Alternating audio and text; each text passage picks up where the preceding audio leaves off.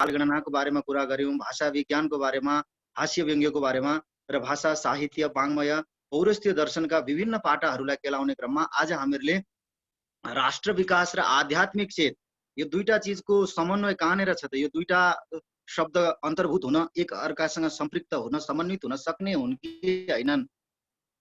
आध्यात्मिक चेतले राष्ट्र विकासमा कतिको भूमिका खेल्छ भन्ने सन्दर्भमा यो कार्यक्रम आयोजित छ, जो रामकृष्ण सरले पनि भन्नुभयो। अब धेरै बेरसम्म यताउता नगरिकन अल्झन गल्थनको भुमरीमा नअल्झिकन हामी सोझै व्याख्यानतर्फ जानेछौँ। हाम्रो कार्यक्रम 3 चरणमा विभक्त छ। पहिलो भूमिकाको सत्र, जसलाई करिबन हामी समाप्त गरिसकेका छौँ। त्यसपछिको मुख्य आजको शीर्षकमा अनुप्राणित भएर व्याख्यान, र त्यसपछि आजको व्याख्यानमा र आजका वक्ताहरूसँग, आजको शीर्षक र आजका हाम्रा अतिथिहरूसँग सम्बन्धित भएर यहाँहरू को केही जिज्ञासा रहेमा त्यसलाई पनि हामीले भलाकुसारी सत्र, यानि कि तेस्रो भलाकुसारी सत्र पनि यहाँ सम्पन्न गर्नेछौँ। जिज्ञासा हाम्रो फेसबुक प्रत्यक्ष प्रसारणतर्फ हामीहरूलाई निहाल्दै गर्नुभएका महानुभावहरू र हाम्रो वैदिक दर्पण अनलाइन टेलिभिजनतर्फ जसले हेरिरहनु भएको छ, र सोझै यस जुम प्रकल्पमा पनि जो जोडिनु भएको छ, हामी करिब 60 भन्दा माथि संख्या पुगिसकेका छौँ। सोझै पनि ह्यान्ड रेज गरेर जिज्ञासा सत्र सुरु भएपछि आफ्नो जिज्ञासा राख्न सक्नुहुनेछ। अब भने राष्ट्र विकास र आध्यात्मिक चेतमा आफ्नो व्याख्यान प्रस्तुत गरिदिनु हुन, जसले प्रशासनमा धेरै समय बिताउनु भयो। म त्यसको शब्दको भुइँ बाँधिन, धेरैवटा अघि रामकृष्ण सरले बताउनु भयो, धेरैवटा मन्त्रालयमा धेरै प्रकारका प्रकल्पहरू, धेरै प्रकारको एउटा प्रशासनिक अनुभूति अनुभव सम्हालेर अत्यन्तै चिन्तन बनिसकेको छ। उहाँहरू दुईजना आजका हाम्रा विशेष पाहुना हरूबाट म युवराज भुसाल सरबाट आजको कार्यक्रम शुभारम्भ गर्न चाहन्छु। कृपया युवराज भुसाल सर, राष्ट्र विकास र आध्यात्मिक चेत यो दुईटा शीर्षकलाई समन्वित गरेर र यहाँको अनुभवलाई समेत जोडेर कृपया आजको शीर्षकमा केही व्याख्यान प्रस्तुत गरिदिनु हुन म हार्दिक अनुरोध गर्दछु। त्यसपछि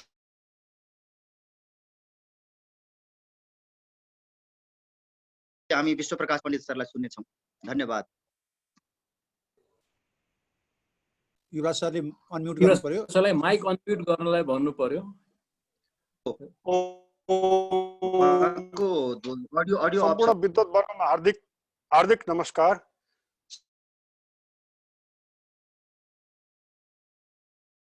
फेरि पनि हजुरको अडियो अफ भएको छ सर। फेरि कसले यहाँ चलाइरहेछ आज? मलाई यहाँ प्लेट अफ कसले गरिरहेछ? सबैमा हार्दिक नमन गर्न चाहन्छु। अब म त्यति जान्ने मान्छे त होइन, अलि विकास को क्षेत्रमा अलिकति लामै काम गर्ने अवसर मिलेको र अहिले पनि एउटा नेपाल खुला विश्वविद्यालय र मध्यपश्चिम विश्वविद्यालयमा अब शिक्षणको काम गरिरहेको सन्दर्भमा केही बायसनेसहरू पनि हुन सक्छन् अथवा आग्रह हुन सक्छन्, त्यसमा क्षमा गर्नु होला। र अलिकति आफ्नो पृष्ठभूमि अनुसार अलिकति आग्रह पूर्वाग्रह हुनु स्वाभाविकै हो। र यसमा आजको यस 37औं वेदव्यास उसमा यो मालामा आमन्त्रण गरेर मलाई पनि केही भावनाहरू राख्ने अवसर दिनुभएकोमा म आयोजक वर्गप्रति हार्दिक आभार पनि प्रकट गर्न चाहन्छु। र आजको यस कार्यक्रममा अब प्रमुखले भन्ने भन्दा अलिकति म एउटा 2-4 स्लाइडहरू बनाएको छु, त्यसैको आधारमा प्रस्तुत गर्ने अनुमति चाहन्छु। स्क्रिन सेयर गर्ने अनुमति दिनुभयो भने सजिलो हुने थियो। आदरणीय गुरुवर। हुन्छ सर, हजुर को होस्ट हुनुभयो, अब गर्दा हुन्छ हजुरले। हजुर अब शेयर गर्दा हुन्छ, स्क्रिन शेयर गर्दा। त्यहाँ स्क्रिन शेयरमा एलाउ गरिदिनु पर्ला। मलाई लाग्छ यो देखियो सर, देखियो सर। देखिन्छ हैन सर? देखिराखिएको छ, मजाले देखियो। अब यो 7वटा बुँदामा केन्द्रित रहेर आजको कुरा मैले आफ्नो धारणा निवेदन गर्न चाहन्छु विद्वत वर्गहरूको सामान्य। अब उहाँहरूबाट धेरै पृष्ठपोषणहरू पनि आउने नै छ। सबभन्दा पहिले अब राष्ट्र विकास र आध्यात्मिक चेतको सन्दर्भमा यो अध्यात्मको क्षेत्रमा त विश्वप्रकाश पण्डित सरको त खुट्टामा बाँधे पनि सुहाउँदैन भन्ने गाउँघरे भाषा सापट लिन चाहन्छु। म त्यति जान्दिनँ, उहाँ सरले धेरै प्रकाश पार्नुहुनेछ। तैपनि एउटा राष्ट्र राज्यको विषयमा अलिकति परिचय, किनभने कतिपय हाम्रा सहभागी मित्रहरू नयाँ पनि हुन सक्नुहुन्छ, जसले चाहिँ राज्य प्रणालीका धेरै कुराहरू थाहा नभएको पनि हुन सक्छ। त्यसमा त्यो राख्ने दृष्टता गरेको छु। अनि यो सृष्टि चक्र राज्यको भूमिका र वर्तमान नेपालको सन्दर्भमा हाम्रो पृष्ठभूमिले नै त्यसमा जोड्नु स्वाभाविकै भयो। अनि कार्यकारिणी अधिकारको प्रयोग गर्ने अहिलेको सरकार, किनभने राष्ट्र विकासको नेतृत्वदायी भूमिका खेल्ने सरकार नै भयो।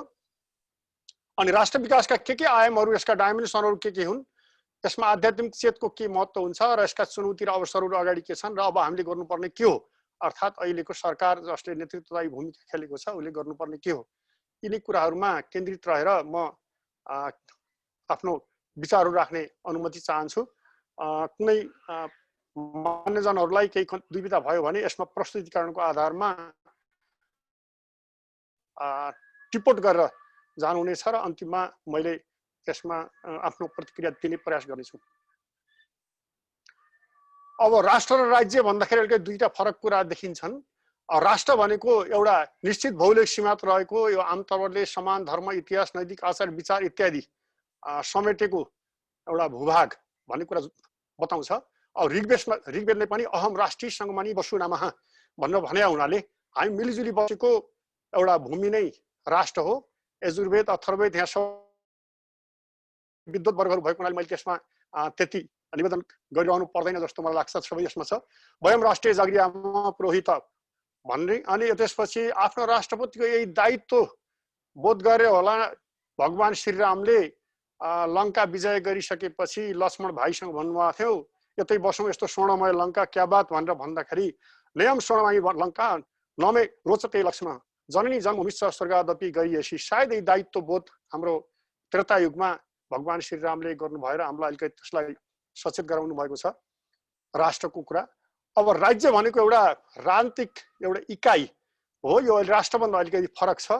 खास गरेर महाभारतको शान्ति पर्वतमा भीष्म पितामह जुन स्वरशैयामा बस्नुभएको थियो त्यस बेला युधिष्ठिरले प्रश्न गर्दाखेरि दुईटाको संवादबाट लिएको यो न वै राज्यम न राजा आसीत् न दण्डो न च दाण्डिकः धर्मेणैव प्रजाः सर्वा रक्षति स्म परम। अर्थात् पहिले यो संसारमा अथवा यो उसमा न कुनै राज्य थियो न त कुनै राजा थिए, न कसैले कसैलाई दण्ड दिन्थ्यो, कसैले दण्ड लिन्थ्यो। अर्थात् अब हामीले वैदिक साम्यवाद थियो भन्नु पर्यो। अब सबै जनता एक दोस्रोलाई धर्मबाटै रक्षा गर्थे, धर्म रक्षति रक्षित भन्ने हामीले जहिले पनि ग्रहण गरेर आइरहेका छौँ। र कालान्तरमा यो ठुलो माछोले सानो माछो खाने भन्ने एउटा जुन मत्स्य न्यायको एउटा परिपाटी समाजमा देखियो, त्यसले गर्दाखेरि राजा आए, राजापट्टि राज्यको उत्पत्ति भयो, कानुनहरू बने, उल्लङ्घन गर्नेलाई दण्ड दिने कामहरू हुन थाल्यो। यसरी राज्यको उत्पत्ति र विकास हुँदै गयो। खास गरेर हामीले पोलिटिकल साइन्समा राज्यको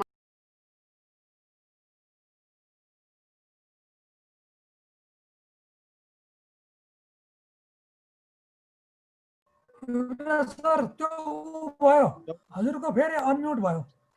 कालान्तरमा राज्यका विभिन्न अङ्ग भने र कौटिल्य जुन जसको अर्थशास्त्र सन् 1905 मा प्रकाशित गरिएको थियो, प्रकाशमा आएको थियो, त्यसमा राज्यका सप्ताङ्ग थ्योरी भनेर भन्छौँ, राज्यका 7 वटा तत्त्वहरू उल्लेख गरियो। र आज हामी खास गरेर अब राजधर्म मनुस्मृतिको राजधर्म पनि हामीलाई अब ज्ञान भएको कुरा हो। राज्यले अथवा राजाले गर्नुपर्ने काम कर्तव्य कुराहरू त्यहाँ व्याख्या गरिएका छन्।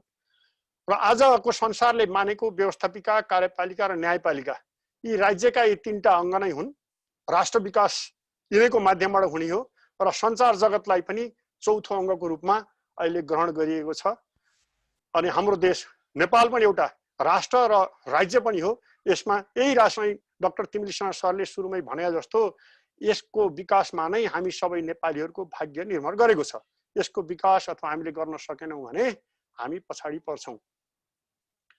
अब सृष्टि चक्र यहाँ गुरुहरूको अगाडि म के निवेदन गरौँ। अब सृष्टिको सुरुवात अब अहिले त 7औं वैवस्वत मनमन्त्रमा छौँ, स्वयम्भू मनमन्त्रदेखि नै भएको भन्ने पनि छ। अब कल्लिर गति अब्दा भन्ने हाम्रो पञ्चाङ्गहरूमा छ। तर जेसुकै भए तापनि शिव पुराणबाट हामीले हेर्दाखेरि जगदम्बा माता र सदाशिवको पछि यो सृष्टि सुरु भएको। अनि विष्णु भगवान आउनुभयो। हुन त विष्णुको मस्तकबाट पनि शिवजीको आएको भन्ने कतिपय उसमा देखिन्छ, खास गरी विष्णु पुराणमा।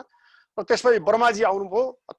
ब्रह्माजीले आफ्ना मानस पुत्रहरू बनाउनु भयो, त्यसपछि ऋषिहरू आए, गोत्रहरू बने, त्यसपछि हामी मानव जाति बन्यौँ, सृष्टि यसरी चल्दै गयो। अब 14 मनवन्तर यसमा सृष्टिमा भएकोमा अहिले 7औं अनि यसमा हामी आधा आधी भागमा अहिले चलिरहेका छौँ। र हामीले चाहिँ यी तीनटा कार्य विभाजनको क्रममा ब्रह्मा विष्णु महेश्वरको तीनटा कामहरू विभाजन गर्दाखेरि हामीले समग्रमा यसका ओमका त सयौं अर्थ छन्, तर मैले आफूले बुझेको र खास गरेर राजनीति शास्त्रको विद्यार्थी पनि भएको हुनाले कहिलेकाहीँ यसरी पनि हामी व्याख्यामा लान्छौँ। ओम जय शिव ओमकार भन्ने जुन चाहिँ यो संस्कृतको आरती गर्ने छ त्यसैबाट मैले यो ग्रहण गरेको हुँ। ओमको अर्थ चाहिँ ब्रह्म विष्णु र महेश्वरबाट आएको हो। ब्रह्मको अकारान्तबाट अ, विष्णुको उकारान्त उ र महेश्वरको मबाट अ उ म र तीनटाको संयोजनबाट ओम हामीले ओमकार भनेर भन्यौँ। र यहाँ कार्य विभाजन हुँदाखेरि सृष्टिमा सृष्टि गर्ने ब्रह्माजी, पालन गर्ने विष्णु भगवान र त्यसलाई संहार गर्ने महेश्वर, ब्रह्मा विष्णु महेश्वरको बाट नै राज्य प्रणाली निश्चित भएको हो। त्यसमा व्यवस्थापिका, कार्यपालिका र न्यायपालिका कालान्तरमा संसारमा बने। र नारदजी ब्रह्माजीको जुन मानस पुत्र हुनुहुन्थ्यो, उहाँले ब्रह्मलोक, विष्णुलोक र शिवलोकमा कहाँ के भइरहेछ भनेर सञ्चार गर्नुहुन्थ्यो र उहाँलाई ब्रह्माजीकै पट्टि उहाँको उत्तरदायित्व हुन्थ्यो। त्यसैले गर्दाखेरि अहिले जुन सञ्चार गर्ने काम मिडियम छ, सञ्चार जगतलाई हामीले चौथो अङ्ग भन्छौँ, जसले यी तीनटै अङ्गहरूका बिचका सञ्चार गर्ने गर्छ। अनि यसलाई चाहिँ कार्यपालिकाले नियन्त्रण गर्दैन, व्यवस्थापिकाले मात्रै व्यवस्थित गरेको हुन्छ सञ्चार जगतलाई। त्यसले हामीले चौथो अङ्गको रूपमा मानिरहेका छौँ। यसरी राज्यका विभिन्न अङ्गहरूको काम अर्थात् शक्तिको पृथकीकरण भयो अनि त्यसै अनुसार व्यवस्थापिकाले कानुन बनाउने भयो। अहिले नेपालको सन्दर्भमा सत्तापक्षको 2/3 एउटा बहुमत छ र सर्वाधिकार सम्पन्न देखिन्छ। त्यस्तै गरेर कार्यपालिका जुन सरकार गठन हुने, व्यवस्थापकपट्टि उत्तरदायी हुने र 5 वर्षको लागि आएको हुनाले त्यो अभिमत प्राप्त गरेको हुनाले कार्यपालिका अर्थात् सरकारको जिम्मेवारी अहिलेको सत्तारूढ दलले लिएको देखिन्छ। अनि न्यायपालिका अथवा जसलाई अदालत भनौँ, नियुक्तिदेखि बढुवासम्मका प्रक्रियाहरू, त्यसबाट न्याय सम्पादनमा विभिन्न प्रभावहरू परिरहेको हुन सक्छ, जसले महेश्वरको भूमिका अथवा एडजुडिकेसन भन्छौँ हामी अङ्ग्रेजीमा, न्याय सम्पादनको काम गर्ने। त्यसपछि यसलाई साथ दिने संवैधानिक अङ्गहरू नेपालमा छन् र त्यसका नियुक्तिका प्रावधान र त्यसबाट कार्य सम्पादनमा के कस्तो प्रभाव परिरहेछ भन्ने कुरा हामीले यताबाट पनि घटाएर हेर्न सकिन्छ सिद्धान्तबाट। र सञ्चार क्षेत्रलाई संविधानमा जसलाई पूर्ण स्वतन्त्रता दिएको छ, त्यसमा सरकारी, अर्ध सरकारी, निजी, वैदेशिक क्षेत्रका सञ्चार माध्यमका समाचार तथा सम्पादिका टिप्पणीहरूको पर्याप्त जानकारी राखेर सञ्चार जगतको परिचालन गरेर हामीले राष्ट्र विकासका कामहरूमा अगाडि बढ्न सक्ने परिस्थिति हुन्छ। यसरी अब हामी तीनटा अङ्ग मध्येमा कार्यकारिणीपट्टि जाउँ। कार्यकारिणीमा जुन राज्य शक्तिको अधिकार हो, सम्पूर्ण प्रयोग चाहिँ कार्यपालिकाले गर्छ। यसको ऐतिहासिक कालदेखि अहिले राष्ट्र विकासको नयाँ चरणसम्म चाहिँ के देखिन्छ भने, पहिले एउटा वैदिक साम्यवाद भनौँ अथवा प्राचीन साम्यवाद भनौँ, मानिसको सुरुमा चाहिँ कुनै समस्या नभएको, मान्छे सबै समान भएका अवस्था थियो। पछि जनसङ्ख्या वृद्धि हुँदै गएपछि समाजमा साधन र स्रोतको लागि प्रतिस्पर्धा हुन थाल्यो। त्यसपछि त्यसलाई व्यवस्थित गर्नको लागि एउटा मुखिया प्रणालीको उदय भयो अथवा हेडम्यान भनौँ अङ्ग्रेजीमा। मुखिया प्रणालीबाट समुदायको प्रमुख अधिकार र कर्तव्य, एउटा अलिखित विधान, अनि पञ्चायत भनेको 5 वटा वरिष्ठ व्यक्तिहरू बसेर एउटा निरूपण गर्ने कामहरूलाई पञ्चायत भनेर भनिन्छ। त्यस्तो पञ्चायत प्रणालीहरूको विगतमा सुरुवात भयो र यसैबाट बिस्तारै राज्यको उत्पत्ति भयो। अनि पछि राज्यहरू आफ्नो भूभाग संरक्षण, बाह्य आक्रमणबाट संरक्षण गर्ने, आन्तरिक शान्ति सुव्यवस्था कायम गर्न र ती कामको लागि कर सङ्कलन गर्नको लागि राज्यको मुख्य दायित्व रह्यो र यसलाई हामीले पुलिस स्टेट भनेर भन्छौँ। अनि त्यसपछि लोक कल्याणकारी राज्य, खास गरेर नेपालमा त लिच्छवी काल, किराँत कालदेखि लिच्छवी कालमा पनि धेरै राम्रो कामहरू भएको थियो, गोल्डन एज पनि भन्छौँ हामी। र दोस्रो विश्वयुद्धदेखि संसारमा लोक कल्याणकारी राज्यको अवधारणा आयो। जनताका भलाइका काम गर्ने, जस्तो बाटो बनाइदिने, पुल, पानी, सिँचाइ, शिक्षा, स्वास्थ्य आदिका कामहरू गर्ने राज्य अथवा कार्यपालिकाको कार्यक्षेत्रभित्र पर्यो। र अहिले आधुनिक राज्यले यो अधिकारको संरक्षण गर्ने, समावेशिता ल्याउने, समतामूलक समाजको निर्माण गर्ने, विकासका कामहरू अगाडि बढाउने र हाम्रो संविधानले अहिले प्रस्तावनाले उल्लेख गरेको समाजवाद उन्मुख एउटा नेपाल बनाउने र अहिले 15औं योजनाले देखाएको राष्ट्रिय नारा समृद्ध नेपाल, सुखी नेपाली भन्ने नारा लिएर आएको छ। त्यसलाई कार्यरूपमा ल्याइदिने अहिले यो कार्यकारिणी अधिकार प्राप्त सरकारको दायित्व राष्ट्र विकासमा देखिन्छ। अनि यस्तै राज्य शक्तिको विभाजन र विकेन्द्रीकरणको अवस्था हेर्दाखेरि सङ्घ, प्रदेश, स्थानीय तहमा सङ्घमा 2/3 बहुमतको सरकारको छ, जसले सुशासन दिनुपर्छ प्रदेश र स्थानीय स्तरको क्षमताको विकास गर्ने र सहकार्य र समन्वयको परिपाटीबाट अगाडि बढ्ने र प्रदेशमा 7वटा प्रदेश मध्ये 6वटा प्रदेशमा सत्तारूढ दलकै बहुमतको सरकार छ। अधिकारको सूची संविधानमा उल्लेख गरिएको छ। अनुसूची 5 देखि 9 सम्म साझा अधिकारदेखि अब विभिन्न अधिकारहरू त्यहाँ व्यवस्था गरिएको विभिन्न तहका। अनि स्थानीय तहमा झन्डै 3/4 स्थानीय तहमा सत्तारूढ दलकै बहुमतीय शासन छ। यस्तो अवस्थामा तर कतिपय साझा अधिकारको सूची अनुसारका कार्यहरू अझै पनि स्पष्ट गर्न बाँकी छ। अर्थात् राष्ट्र विकासको काममा यति सजिलो वातावरण तलदेखि माथिसम्म सरकारमा अथवा यो कार्यपालिकालाई यति ठुलो हैसियत मिलेको छ भन्ने मलाई लाग्छ।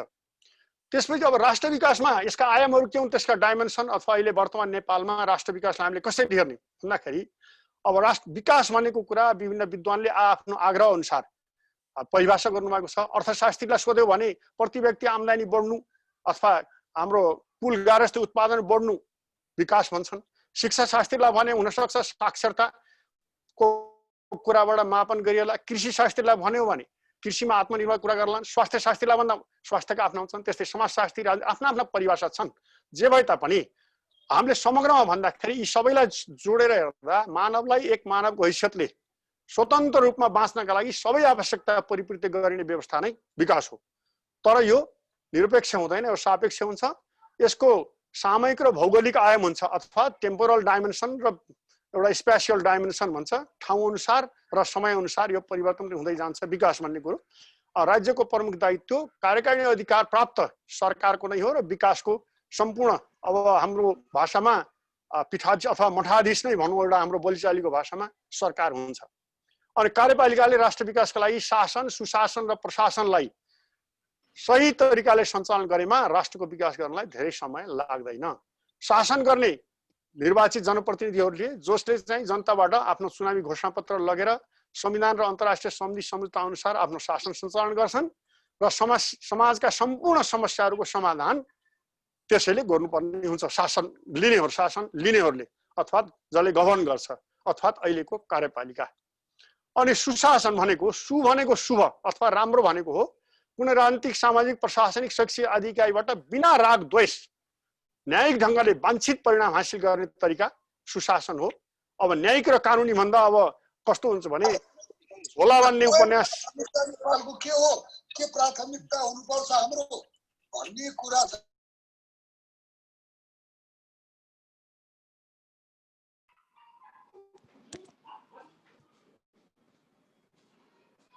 झोला बान्ने कानुनी रूपमा त सती जाने प्रथा ठिक थियो होला, तर न्यायिक थिएन भन्न भन्छ। न्याय र कानुनको अलिकति फरक पछि पनि व्याख्या गर्नुहुन्छ हाम्रो न्यायमूर्तिहरूले।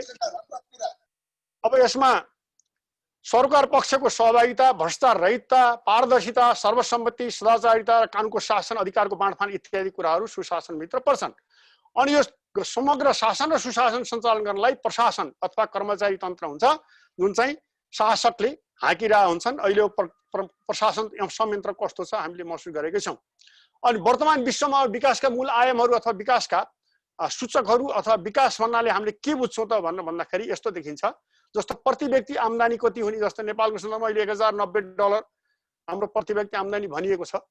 यसमा यो तर यो औसतमा आउने भएको हुनाले यसलाई अपूर्ण ठानिन्छ। त्यसले गर्दाखेरि मानवीय विकासका कुराहरू 1970 को दशकदेखि सुरुवात भए पनि 1990 को मानव विकास प्रतिवेदन संयुक्त राष्ट्रले निकालेपछि यसमा परिमार्जन हुँदै आएको छ। मानव विकास कुन बेला भन्दाखेरि यो दीर्घायु अथवा हाम्रो चिरायुपन र स्वस्थ जीवनयापन एउटा, शिक्षा दीक्षा, मर्यादित रहनसहन, राज्यका हरेक अङ्ग तहमा आफ्नो सहभागिता अनि वातावरणीय यी कुराहरू हाम्रा अहिले विकासका अब आयामहरू भनौँ अथवा डाइमेन्सन भनौँ अङ्ग्रेजीमा, यस्तो खालको देखिन्छ। यसको डिटेल्स यसमा छ। उसबाट विश्वमा विकास मापन गर्ने तमाम तरिका भए तापनि कहीँ जिनी कोएफिसिएन्ट, पाल्मर रेसियो लगायतका धेरै विकसित भएका छन्। तैपनि संयुक्त राष्ट्रसङ्घ र विश्व ब्याङ्कले अवलम्बन गरेका केही परिसूचकको आधारमा नेपाल लगायत विश्वका राष्ट्रहरू के कस्तो अवस्थामा छन्, अब तिनको विकासको गति के छ भने हरेक वर्ष एउटा रिपोर्ट निस्किन्छ। त्यो रिपोर्टमा अलिकति मलाई माफ गर्नु होला, यो अङ्ग्रेजीमा छ। यसमा सबभन्दा विकसित पहिलो सूचीमा भएका 10 वटा राष्ट्रहरू नर्वेदेखि यहाँ नेदरल्यान्डसम्म छन्। यसमा मानव विकासको सूचकाङ्क दिएको छ। अब दीर्घायुपन अथवा लाइफ एक्सपेक्टेन्सी भन्छन् अङ्ग्रेजीमा यो। अनि शिक्षाका कुराहरू छन् अनि यसमा आम्दानीका कुराहरू छन्। सबभन्दा विकसित राष्ट्रहरू भनेर यी 10वटा राष्ट्रहरूलाई देखाइएको छ। अनि सबभन्दा कम विकसित लास्टमा देखिएका 181 देखि 189 सम्म यी राष्ट्रहरू देखिएका छन् र नेपाल चाहिँ 147 मा छन्, जुन मैले लास्टमा छुट्टै राखेको छु। नेपालको विकासको अवस्थामा 189 राष्ट्रहरू मध्ये हामी 147 सम्म छौँ अहिलेको अवस्थामा। त्यसो भएको हुनाले राष्ट्र विकासमा हामी कहाँनिर छौँ भन्ने कुरा अहिले त्यसले देखिन्छ। अब राष्ट्र विकासमा अब आध्यात्मिक चेत के हो? आध्यात्मिक चेत भने त अब यसमा अर्को हाम्रो स्पिकर हाम्रो विश्वप्रकाश पण्डित सरले धेरै व्याख्या गर्नुहुनेछ। यसमा उहाँको धेरै लगाव छ पहिलेदेखि नै। अब मैले आफ्नो व्यक्तिगत रूपमा बुझेको अध्यात्म भनेको आत्मा सम्बन्धी या आत्मा र परमात्माको सम्बन्धमा हुने एउटा चिन्तन मनन हो। श्रीमद् भागवत गीतामा अर्जुनले श्रीकृष्ण भगवानसँग सोध्नु भएको थियो, यो अध्याय 8औंको श्लोक 1 मै ब्रह्म के हो, अध्यात्म के हो, कर्म के हो भनेर भन्दाखेरि भगवानले बताउनु भएको थियो अक्षरम ब्रह्म परमम स्वभाव अध्यात्म मुच्यते। अर्थात् यो ब्रह्म भनेको कहिले नष्ट नहुने अथवा अविनाशी तत्त्व हो र हरेक वस्तुको आफ्नो मूल भाव अथवा स्वभाव नै अध्यात्म हो। त्यसो भएको हुनाले अध्यात्म भनेको स्वयंको अध्ययन हो अथवा स्वयं भनेको आफू। आफू भन्नाले व्यक्तिगत रूपमा आफू, पारिवारिक रूपमा आफू, समुदायको रूपमा आफू, अब समाजको रूपमा आफू, राष्ट्रको रूपमा आफू अथवा हाम्रो क्षेत्रीय रूपमा आफू अथवा यसलाई चाहिँ माथिसम्म बढाउँदै लान सकिन्छ। स्वामी विवेकानन्दले पनि मानिसका 3टा शरीर हुन्छन्, स्थूल, सूक्ष्म र कारण भन्नुभएको रहेछ। यसमा देखिने शरीर स्थूल हो र यसभित्र 2टा अरू शरीर हुन्छन्। त्यसलाई थाहा पाउन साधना र अभ्यास चाहिन्छ। बाहिरी भन्दा भित्री शरीरको महत्त्व छ। यो त्यसको अध्ययनबाट स्वभाव अथवा मूल भाव प्रकट हुन्छ। स्वको भौगोलिक क्षेत्र पनि हुन्छ अरे, जस्तो आफू भयो, आफ्नो परिवार, समुदाय, समाज, राष्ट्र आदि जुन मैले निवेदन गरेँ, यसैबाट बढ्दै सूर्य, चन्द्र, पृथ्वी, अग्नि, जल, वायु तथा आकाश सहित समग्र ब्रह्माण्ड पनि यसैभित्र पर्न आउँछ। त्यसो गर्दा अध्यात्मभित्र यी सबै कुरा समाहित हुन्छन्। डाक्टर राधाकृष्णले पनि अध्यात्मलाई शरीरको स्वामी भनेर बताउनु भएको थियो। आफ्नो भित्री चेतन तत्त्वलाई जान्नु, मनन गर्नु तथा दर्शन गर्नु अर्थात् आत्मप्रज्ञ हुनु अध्यात्म हो। आत्मा परमात्माको अंश हो। अध्यात्म कुनै भौतिक वस्तु नभई जीवात्माले परमात्मालाई चिन्ने माध्यम पनि हो। अब सब विद्वत वर्गहरू हुनुहुन्छ, उहाँहरूबाट धेरै यसमा चाहिँ व्याख्यानहरू आउने नै छन्। योग र ध्यानको माध्यमबाट आत्मा र परमात्मालाई जोड्न सकिन्छ। अध्यात्मबाट विकार र क्लेश पनि हट्दै जान्छन्, जसले हामीले समानुभूति भन्छौँ अथवा अङ्ग्रेजीमा इम्प्याथी, एम्पाथी, सिम्प्याथी, इम्प्याथी 3टा हुन्छ। इम्प्याथी अथवा समानुभूतिको उद्बोधन गराउँछ, जसको कारण अर्को व्यक्तिको भावलाई आफूले सहजै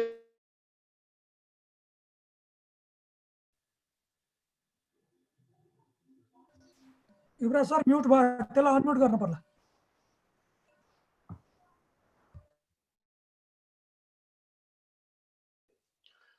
मन, बुद्धि अथवा विवेक र चैतन्यको सन्तुलनमा आफूहरूको भलाइ हुन्छ।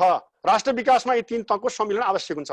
अब मन, बुद्धि, माइन्ड, विजडम र कन्सियसनेस अङ्ग्रेजीमा, यी 3टा तत्त्व, मन भनेको एउटा समुद्र जस्तो हो जसले चाहिँ हजारौं विचारहरू, इच्छाहरू, आकांक्षाहरू, एउटा भावनाहरू मनमा तैरिरहन्छन्। त्यो मन समुद्र जस्तो।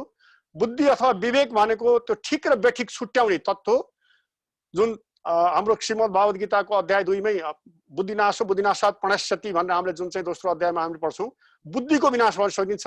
अनि चैतन्य अथवा चेतना, कन्सियसनेस भनेको के गर्दा ठिक बेठिक हुन्छ मात्र भन्ने बुद्धिले भन्दा पनि चैतन्यले के गर्छ भने त्यसको परिणति यसो गर्नु हो भने तपाईँले यो हुन्छ भन्ने कुराको समेत ज्ञान दिन्छ, अथवा यो चेतना अथवा चैतन्य। अनि त्यसले गर्दाखेरि मन, बुद्धि र चैतन्यको यो सोपानमा अब मनले त जे मन लाग्यो त्यही पनि मन भन्छ नि, जे पनि आउन सक्छ माइन्डमा, र त बुद्धिले त्यसलाई फिल्टर गर्नुपर्छ, उयो हाँसले दुध र पानी छुट्याए जस्तो। र चेतनाले के गर्दा के हुन्छ, त्यसको परिणति के हुन्छ भन्ने कुरो दिने भएको हुनाले हामीले चैतन्य अथवा त्यसको चाहिँ विकास गर्नु अत्यन्त जरुरी छ। राष्ट्र विकासमा यी 3टा तत्त्वको सम्मिलन आवश्यक हुन्छ, अर्थात् कन्सिस्टेन्सी भनौँ अङ्ग्रेजीमा। मन, बुद्धि र अथवा भनाइ गराइ, के अरे सोचाइ भनाइ र गराइ। उही एउटा हाम्रो संस्कृतमा भनिन्छ नि, मनस्यकम वचस्यकम कर्मस्यकम महात्मना, मनस्यन्यत वचस्यन्यत कर्मस्यन्यत दुरात्मना भने जस्तो। अथवा हामी सबैलाई महात्मा जस्तो देख्न चाहन्छौँ र विकासमा यही कामले राष्ट्र विकास गऱ्यौँ भने भनाइ, सोचाइ, भनाइ र गराइमा तादात्म्यता भयो भने मात्रै हामी अगाडि विकासमा जान सक्छौँ। अन्यथा हामीलाई चाहिँ यो अध्यात्मले मात्र दिन्छ, यो भएन भने हामी पछाडि पर्छौँ, जुन अहिले हामी भोगिरहेको अवस्था पनि छ। अब त्यसमा राष्ट्र विकासका अब चुनौती र अवसर के हुन् त भन्दाखेरि यसमा अवसर र चुनौती एक ठाउँ जोडिएको छ। राजनीतिक हिसाबले वर्तमान सरकारले अथवा अहिलेको शासकीय प्रणालीले अब आगामी चुनावमा मतदाता आकर्षण गर्नलाई एउटा ठुलो चुनौती रहन सक्छ। अहिलेको हिसाबले एउटा राम्रो अवसर पनि छ यदि राम्रो काम यो आध्यात्मिक चेतबाट शासन सञ्चालन अथवा सुशासन सञ्चालन गर्यौँ भने। सामाजिक हिसाबले चुनौती के छ भने स्थायी रूपमा स्थापित हुने अवसर पनि यो सरकारलाई अथवा शासक सत्तालाई प्राप्त हुन सक्छ। अब एउटा तर चुनौती अवसर हुन सक्छ, तर चुनौती के छ भने यसमा चुक्यौँ राष्ट्र विकासमा यसरी आध्यात्मिक चेतबाट अगाडि हामी गएनौँ भने हामीलाई विस्थापित हुन पनि धेरै टाइम लाग्दैन भन्ने मलाई लाग्छ। आर्थिक हिसाबले हामी स्वावलम्बन उन्मुख अर्थतन्त्र र वैदेशिक सहयोग परिचालन गर्नुपर्ने हुन्थ्यो अथवा चाहिँ हामी आत्मनिर्भरतातिर जानुपर्ने एउटा अवसर छ। अहिले चाहिँ यो कोभिड-19ले पनि हामीलाई चाहिँ अलिकति यो विषाणुले पनि अलिकति हामीले यतापट्टि झकझकाएको छ। यो राम्रो ठुलो अवसर पनि हो। यो अवसर हामी गुमायौँ भने हामीलाई ठुलो चुनौती पनि हुन सक्छ आर्थिक रूपमा पछि। अनि त्यसपछि यसले गर्दाखेरि अनुसन्धानका विभिन्न अवसरहरू जस्तो हाम्रो बैठक भौतिक रूपमा हामी हुन सम्भव थिएन। अहिले यस्तो यो भर्चुअल माध्यमबाट हामीले एउटा नयाँ नवप्रवर्तन पनि भयो। यसबाट विभिन्न किसिमका अनुसन्धानका प्रवृत्तिहरू खोजका कामहरू पनि हामीले गर्न सक्छौँ। देशले अन्तर्राष्ट्रिय प्रतिष्ठा तुलनात्मक रूपमा नेपालको अझ पहिलो थियो भने उनीहरूले मैले पुनर्स्थापना भने र यसलाई अभिवृद्धि गर्न पनि सकिन्छ। र शासकीय शैलीमा सुधार गरेनौँ भने हामीलाई ठुलो चुनौती छ र अवसर पनि छ। सुधार गर्यौँ भने सामञ्जस्यता, कुशलता, सदाचार र कुटनैतिकता यी कुराहरू भयो भने हामीलाई राष्ट्र विकासमा अगाडि जान त्यति गाह्रो पर्दैन। अब अगाडिको बाटो अब के गर्ने त भन्दाखेरि यसैको आधारमा हामीले शास्त्रीय ढङ्गले अथवा भनौँ मनुको राजधर्म मात्रै म भन्दिनँ, मनुस्मृतिको अब यसमा विभिन्न शास्त्रका ढङ्गले आध्यात्मिक चेतबाट शासन सञ्चालन गरायौँ भने अर्थात् हाम्रो यो भाषामा राम राज्यको आधारमा हामी अगाडि बढ्यौँ भने हामीलाई चाहिँ राष्ट्र विकासमा त्यति गाह्रो पर्दैन। सरकार वास्तविक रूपमा एउटा जनउत्तरदायी बन्नु पर्यो कि म 5 वर्षलाई म्यान्डेट लिएर आएको हुँ, मैले जे गरे पनि हुन्छ भन्ने खालको अहङ्कार भयो भने र जनताको समस्या समाधान हुन सकेन भने हामी धेरै पछाडि पर्छौँ। त्यस किसिमले अगाडि जानु वाञ्छनीय हुन्छ भन्ने मलाई लाग्छ। अब संसदमा यथेष्ट बहस, बहुमत अल्पमत भन्दा पनि अहिले वर्तमान संसदमा 2/3 सरकार भएको हुनाले यथेष्ट बहस गराएर कानुन जारी गर्ने सर्वसम्मतिको प्रयास गर्ने र भाषा पनि अलि शिष्ट भाषाको प्रयोगहरू गर्दाखेरि राम्रो हुन्थ्यो उच्च पदमा। अब यहाँ कतिपय ठाउँहरूमा कतिको मोती खुलोस, कतिको गिद्ध दृष्टि, कतिको रतौली भन्ने खालको कुरा छन्। त्यस्तै सुशासनका सिद्धान्तका आधारमा शासकीय प्रणाली सञ्चालन गर्नु पर्यो। शासन र प्रशासनमा सुशासन ल्याउनु पर्यो। ल्याउन सकिएन भने राष्ट्र विकास पनि हुन सक्दैन। त्यसलाई आध्यात्मिक चेतले मात्रै मार्गनिर्देश गर्दछ। शासकहरू अलिकति विद्वानहरूको परामर्शमा चल्नु पर्यो। जुन ऋषि मन ल्याउन सकिन्छ भन्ने पनि एउटा कुराहरू आइरहेको हुन्छ। विद्वानहरूको परामर्शमा चल्नु पर्यो। कार्यकर्ताको अब यसम्यानसिप भनौँ अङ्ग्रेजीमा, कार्यकर्ताले जे पनि हुन्छ भन्ने आधारमा गर्न थाल्यो भने त्यो पर्याप्त हुँदैन। त्यसले हामीलाई पछाडि पार्दछ। त्यसो भएको हुनाले हाम्रो शासकीय शैलीमा पनि सुधार हुनु पर्यो, सामञ्जस्यता कायम गर्नु पर्यो, कुशलतापूर्वक सञ्चालन गर्नु पर्यो, सदाचारिता देखाउनु पर्यो र कुटनैतिक अथवा एउटा डिप्लोमेटिकल डिलिङ पनि हुनु पर्यो। अन्यथा राष्ट्र विकासमा हामी धेरै पछाडि पर्ने अवस्था छ। र यो आध्यात्म चेतले धेरै लिएर आउँछ। अनि डाक्टर तिमिल सिन्हा सरले सुरुमै भनिसक्नु भएको छ, हामीलाई व्यक्तिगत रूपमा, सामाजिक रूपमा, राष्ट्रिय रूपमा यो हाम्रो आध्यात्मिकताले हामीलाई धेरै अगाडि गाइड गर्छ र त्यसैको आधारमा हामीले अगाडि जान सकिन्छ भनेर भन्नुभएको हुनाले म अलिकति लामो समयले म अब यत्तिकैमा आफ्नो भनाइ अन्त गर्न चाहन्छु। पछि विद्वत वर्गहरूबाट यसमा थप पृष्ठपोषण आउने नै छ र केही कसैलाई दुविधा भएमा म प्रश्न पार्ने प्रयास गर्नेछु। धन्यवाद। हजुर धेरै धेरै धन्यवाद युवराज भुसाल सरलाई, जसले अत्यन्तै नैतिक श्लोकहरूका साथ केही नीति वचनहरूका साथ र प्रशासनको अनुभूति, अन्तर्राष्ट्रिय सम्बन्ध लगायतका चिजहरू विकसित राष्ट्रहरूको एउटा आफ्नो स्लाइड सो मार्फत पनि धेरै सुन्दर विचारहरू प्रकट गर्नुभयो। अब आज हामी हाम्रा दोस्रा अतिथि नेपाल सरकारका पूर्व सचिव विश्वप्रकाश पण्डित सरलाई आजको निर्धारित शीर्षकमा आफ्नो व्याख्यान प्रस्तुत गरिदिनु हुन म हार्दिक अनुरोध गर्दछु। त्यसपछि हामी अन्तर्क्रियात्मक सत्रमा प्रवेश गर्नेछौँ। कृपया विश्वप्रकाश पण्डित सर।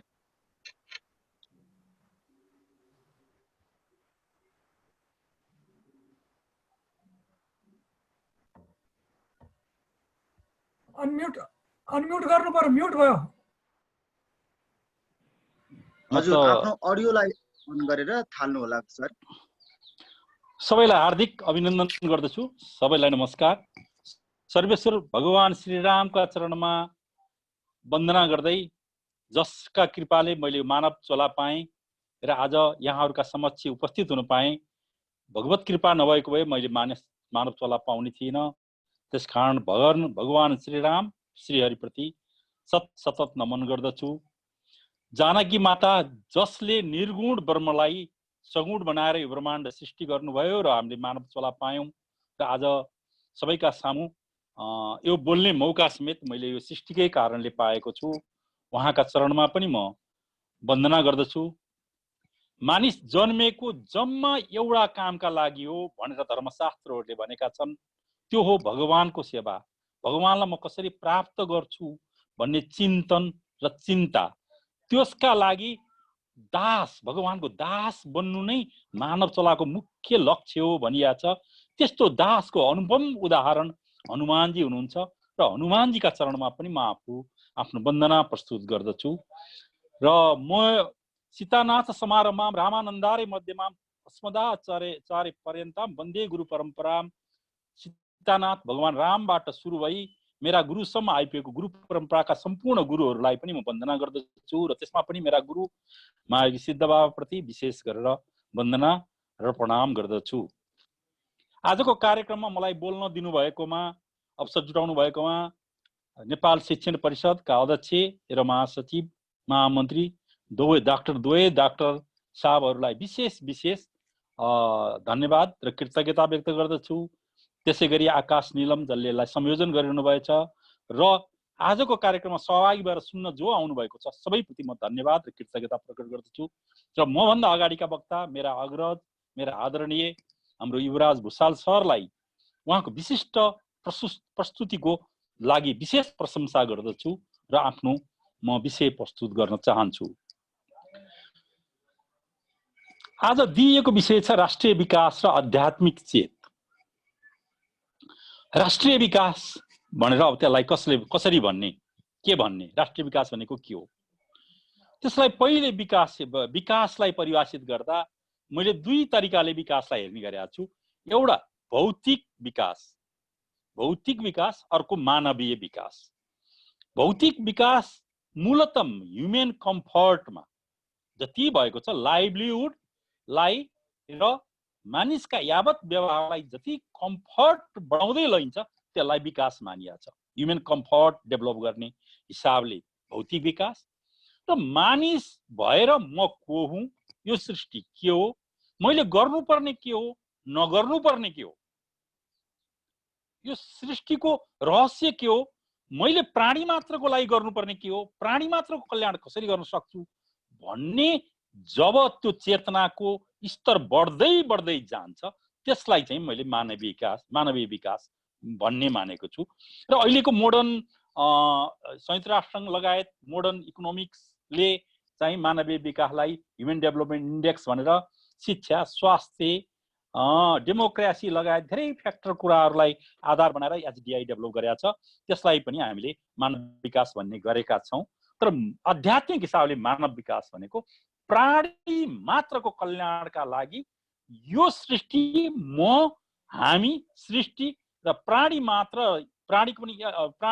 सबै 84 लाख जुनी लगायत यो सबै पक्षमा चाहिँ जानकारी राखेर आफ्नो कर्तव्य, गर्नुहुने काम र गर्न नहुने कामलाई बोध गर्ने विकास नै मानव विकास हो भन्ने मैले त्यसरी हेर्ने गरेको छु आध्यात्मिक आँखाले हेर्दा।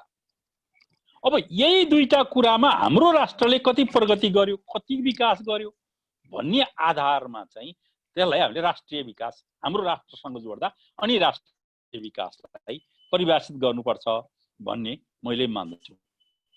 अहिलेको संसारमा विकास र अविकासलाई कम्पेरिजनको आधारमा संसारमा अमेरिकाले के गर्यो, रसियाले के गर्यो, चाइनाले के गर्यो, इन्डियाले के गर्यो, अस्ट्रेलिया के गर्यो, युरोपियनहरूले के गरे, अफ्रिकनहरू कहाँ के भइरहेछ, इस्ट एसियामा के भएको छ भनौँ न, संसारका देशहरूको विकासलाई हाम्रो देशसँग तुलना गरेर विकास र अविकासको परिभाषित गरिएको हुनाले संसारको विकास कसरी भयो र त्यसमा हामी कहाँ छौँ अथवा के गर्न सकिरहेको छैनौँ र त्यसमा अध्यात्मको के भूमिका छ भन्ने कुरालाई चाहिँ मैले समेटेर बोल्ने कोसिस गर्नेछु। अब अन्टिल तपाईको इन्जिन स्टिम इन्जिन र चाहिँ बिजुलीको आविष्कार गर्नुभन्दा अगाडिको संसार चाहिँ मूलतः चाहिँ पुरातनवादी संस्कृति थियो। त्यो मान्छेहरूले ट्रेडिसनल कृषि प्रधान र कृषिकै लगायत अब अलिकति खानीजन्य पनि त्यसमा केही छ।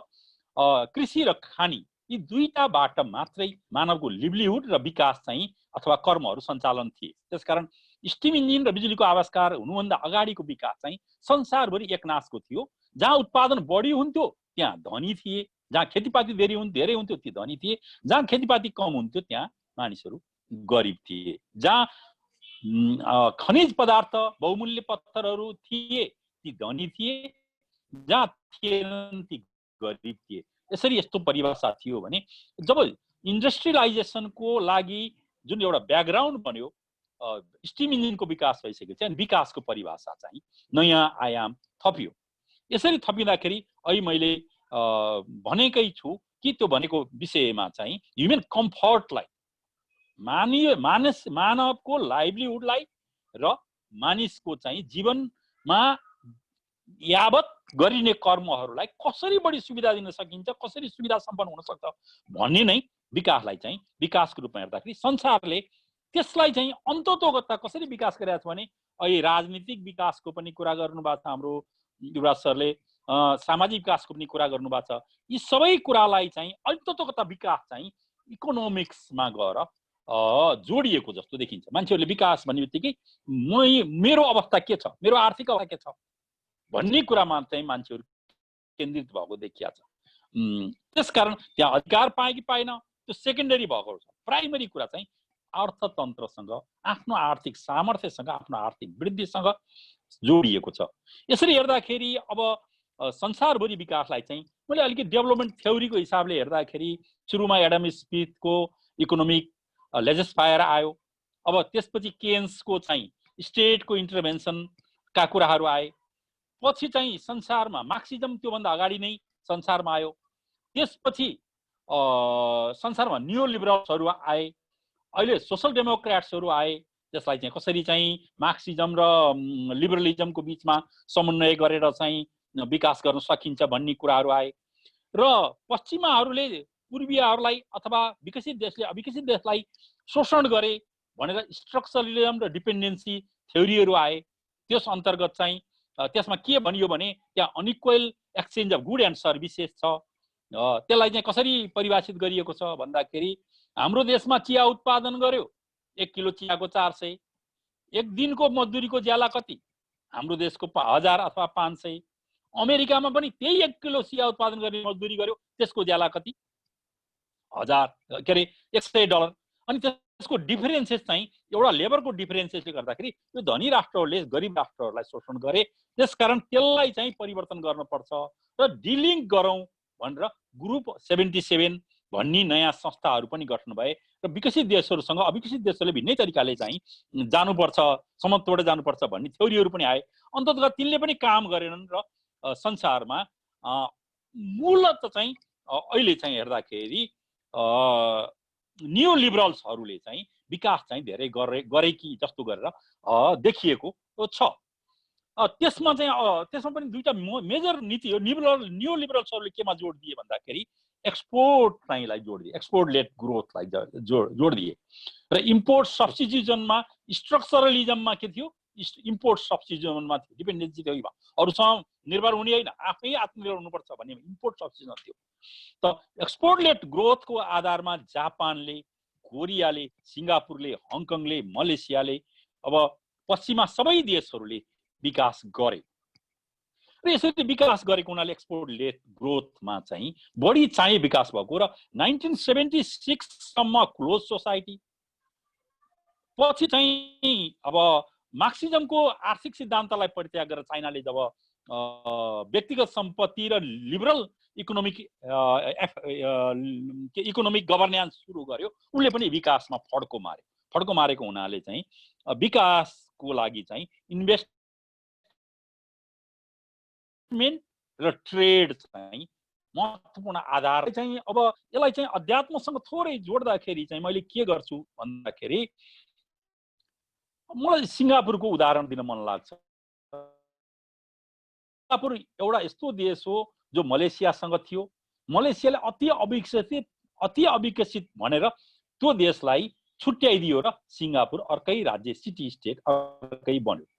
त्यहाँ दुईटा मेजर जाति थिए, एउटा चाइनिजहरू, अर्को इन्डियनहरू। इन्डियनहरू भने विशेष गरेर तमिलहरू थिए। तमिलहरू चाहिँ अब संयोगले चाहिँ 1960 तिर ली कुआन यू चाहिँ त्यहाँको प्रधानमन्त्री बन्नुभयो। ली कुआन यू अहिले संसारमै प्रख्यात हुनुहुन्छ। उहाँकै छोरा अहिले त्यहाँ प्रधानमन्त्री पनि हुनुहुन्छ अहिले पनि। उहाँले चाहिँ गभर्नेन्स त्यो देशलाई चाहिँ माथि उठाउन चाहिँ सबभन्दा पहिले त्यहाँ दुईटा जातिको दुईटा क्यारेक्टर हेर्नुहोस्। दुईटा क्यारेक्टर, एउटा क्यारेक्टर तमिलहरू लाइन लाएर बाटोमा आची गर्ने, त्यो आची चाइनिजहरूले सुँगुर पालेर सुँगुरले खाने, चाइनिजहरू सुँगुर तल पाल्ने माथि आफू बस्ने, त्यही सुँगुर काट्ने खाने असाध्य फोहोरी असाध्य अव्यवस्थित जाति थियो। त्यसलाई उहाँले गभर्नेन्स दिएपछि त्यो मानिसहरूको कोर भ्यालु चाहिँ कहीँ न कहीँ यो सृष्टिको धर्म चाहिँ अब हामी मायाको खेल भन्छौँ अध्यात्ममा, काम क्रोध लोभ मोह मद मात्सर्य र अहङ्कार। त्यो मध्ये लोभ चाहिँ मान्छेको एउटा अत्यन्त शक्तिशाली चाहिँ तत्त्व छ। त्यो तत्त्वले करप्सनलाई जोड दिएको छ, करप्सनलाई चाहिँ बढाएको छ त्यो लोभले। त्यहाँ उहाँले चाहिँ जब गभर्नेन्स सुरु गर्नुभयो त्यहाँ अलिकति थोरै करप्सन पाउनुभयो। करप्सनमाथि आक्रमण गरेपछि त्यहाँका जनताले हाई हाई गरे, अलिकति थप कारबाही गर्नुभयो, अलिकति हाई हाई बढ्दै गएपछि उहाँले कारबाही गरेर यस्तो लेभलमा पुर्याउनु भयो कि त्यहाँबाट एउटा उदाहरण के छ भने कल्चर चाहिँ निर्माण गर्न पनि सकिन्छ। कल्चर आफै जे आएको छ त्यसमा परिवर्तन पनि गर्न सक्छ, निर्माण पनि गर्न सकिन्छ। र अहिले सिङ्गापुरले नयाँ कल्चर निर्माण गर्यो। जस्तो निर्माण गर्दाखेरि एउटा उदाहरण दिन्छु, एसियामा झुटो बोल्ने एउटा सामान्य कुरा छ युरोप अमेरिका भन्दा, तर सिङ्गापुरको मानिसलाई उहाँले के सिकाउनु भने सिङ्गापुरिए भएर झुटो बोल्न हुन्छ। त्यहाँको ड्राइभरले नि म सिङ्गापुरियन हुँ झुटो बोल्दिनँ। तपाईँ जानुहोस् संसारमा हर एयरपोर्टबाट तपाईँको होटेल अथवा सहरको अरू भागमा जाँदाखेरि प्राय चाहिँ ट्याक्सी ड्राइभरहरूले शोषण गर्छन्। तर सिङ्गापुरमा हामी गर्दैनौँ त्यस्तो भाव आयो। कल्चर काउन्ट्स, कल्चर चाहिँ निर्माण गर्नुभयो। 1965 मा ली कुआन यू श्रीलङ्का जाँदाखेरि श्रीलङ्काको विकास चाहिँ देखेर प्रभावित भएर म सिङ्गापुरलाई श्रीलङ्का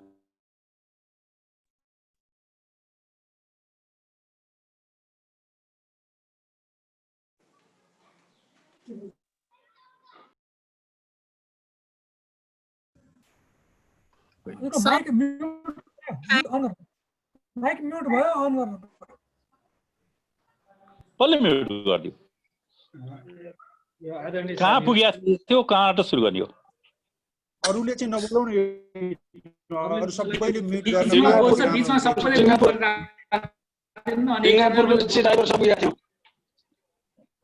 हो, अब सिङ्गापुरले एउटा संसारमा एउटा अजीब नमुना देखायो विकासलाई। तपाईँलाई एउटा कुरा भन्छु, 1976 मा माओ स्वर्गीय भइसकेपछि डेङ सियाओपिङ सिङ्गापुर जानु 1979 तिर जानु भएको जस्तो छ। उहाँ गएपछि सिङ्गापुरको विकास सिङ्गापुरले गरेको ऊ देखेपछि प्रभावित। चाइना कम्युनिस्ट कन्ट्री, धनी भन्ने बित्तिकै त्यहाँ घृणा गर्ने। डेङ चाइना फर्केर दुईटा कुरा भन्नुभयो उहाँले। एउटा धनी हुनु आफैमा गौरव हो, आफैमा गौरव धनी हुनु। दोस्रो उहाँले भन्नुभयो बिरालो कालो होस् कि सेतो होस् त्यसले मुसा मार्नु पर्छ। पोलिटिकल सिस्टम के हुन्छ त्यो महत्त्वपूर्ण होइन, त्यसले डेलिभर गर्यो कि गरेन। त्यसरी चाहिँ उहाँले भनेपछि अनि चाइनामा डेङले चाहिँ जुन नयाँ लिबरलाइजेसन सुरु गर्नुभयो र त्यसले चाइनालाई अहिले चाहिँ यो लेभलमा पुर्यायो। पोलिटिकल सिस्टम पनि संसारमा तीनवटा सिस्टम देखियो। एउटा मार्क्सिजम लेड चाहिँ अब कम्युनिस्ट शासन भन्नु, पोलिटिकल्ली अथोरिटेरियन, इकोनोमिकल्ली चाहिँ अब इन्डिभिजुअल फ्रिडम नभएको, तर त्यसलाई चाहिँ तोडेर चाइनाले चाहिँ नयाँ परिवर्तन गर्यो। र तेस्रो चाहिँ लिबरल डेमोक्रेसी जहाँ चाहिँ इकोनोमिक फ्रिडम पनि छ, पोलिटिकल फ्रिडम पनि छ। यी तीनवटा सिद्धान्त संसारमा प्रचलन गरे। यी तीनवटा सिद्धान्त जहाँ जुनसुकै सिद्धान्त होस्, मूलत के देखियो भने गभर्नेन्स गतिलो छ भने त्यसले चाहिँ डेलिभर गर्दो रहेछ। मैले सिङ्गापुरको उदाहरण दिएँ। अर्को उदाहरण तानाशाही भइकन पनि पाक चोङ ही चाहिँ तपाईको उसको कोरियाको हैन, उनले चाहिँ कोरियालाई विकास गरिदिए। अथोरिटेरियन रुलले, टोटल डिक्टेटरशिपले कोरिया विकास गर्यो। अब हाम्रो देशमा अथवा अरूको देशमा तुलना गर्ने हो भने जापानले चाहिँ हेर्नु, देशभित्रको सामान चाहिँ एउटा कार बनायो भने जापानले संसारमा कार जति मूल्यमा बेच्यो त्योभन्दा महँगोमा जापानीले किन्नु पर्छ। उसले के नीति बनायो भने विदेशको पैसा देशभित्र ल्यायो भने धनी हुन्छ भन्ने नीति बनाएर हाम्रो उनीहरूले मास ट्रान्सपोर्टेसनको ट्रेनहरूको सिस्टम डेभलप गरिदिए। जनतालाई, आम पब्लिकलाई कार चाहिने भएन। धनीले कार चेप्छ भने धेरै ट्याक्स तिर्न पनि बनाइदियो। त्यो पैसाले त्यो बिजनेस फ्लोरिस गरेर संसारभरिको पैसा बोटले जापान धनी भयो। त्यसकारण अब रिसोर्स पुअर कन्ट्री जापान, हेर्नुहोस् अहिले यो डेभलपमेन्टको मोडेल हेर्दाखेरि दुईटा कुरा निवेदन गर्दछु कि एउटा रिसोर्स रिच अफ्रिका जहाँ सुनखानी पनि छ, हिरा खानी पनि छ, जङ्गल पनि छ, वाइल्ड लाइफ पनि छ, खेती पनि सदाबहार छ, ट्रपिकल फरेस्ट छ, एभ्रिथिङ छ। अफ्रिका गरिब। जापानमा जापानी बाहेक न त्यहाँ खानी छ न त्यहाँ कृषि छ। 66% of Japan is mountain. Nepal भनौँ, नेपाल जस्तै पहाडी मुलुक हो जापान। यसो माथि तपाईको भूकम्प के अरे ज्वालामुखी आयो, बग्यो, अनि समुद्र किनारमा फैलिएको तल्लो भागमा मात्रै खेतीपाती हुन्छ, माथि पहाड छ। जापानको रिसोर्सै छैन, खानी पनि छैन, एग्रिकल्चर पनि राम्रो छैन, तर जापान आज संसारको सबैभन्दा विकसित छ। त विकासको मूल आधार के देखियो भने ह्युमन क्यारेक्टर देखियो। त्यसमा पनि के देखियो भन्दाखेरि लिडरशिपको क्वालिटी देखियो। लिडरशिपले आम जनतालाई विश्वासमा लिन सक्यो र आम जनतालाई तपाईको त्यसलाई एक प्रकारको सिन्ड्रोम भन्छ। म कोरियन हुँ, कोरियनले जापानलाई भेटाउनु पर्छ। कोरियामा पाक चोङ नीले त्यो नीति, त्यो एउटा भावना जागरण गरे। त्यो जागरण गरेपछि सारा कोरियन तपाईको मैले जापानलाई जित्नु पर्छ भन्दाखेरि एउटा त्यो कारको बोल्ट कस्दाखेरि पनि फास्ट कस्ने भयो त्यो मान्छे। म जापान जित्न पर्छ, म जापान जित्न पर्छ, त्यस्तो सिन्ड्रोम आयो त्यहाँ। त्यसरी चाहिँ विकास चाहिँ हुँदो रहेछ भन्ने चाहिँ देखियो। त्यसकारण नेताहरूको क्वालिटी, नेताहरूको अनेस्टी, नेताहरूको देशप्रतिको प्रेम नै विकासको फन्डामेन्टल कुरा हो। र त्यसको लागि सोसाइटीको अहिले भनेको मानवीय भ्यालु, नैतिकता र चरित्र चाहिँ महत्त्वपूर्ण कुरा हो। तर त्यो नैतिकता र चरित्रको विकास चाहिँ हामी अध्यात्ममा लाग्नेहरूले त्यो चाहिँ आध्यात्मिक चेतबाट विकास हुन्छ भन्ने ठान्दछौँ। आध्यात्मिक चेतबाट, त्यो इमान्दारीबाट कहाँबाट आउँछ?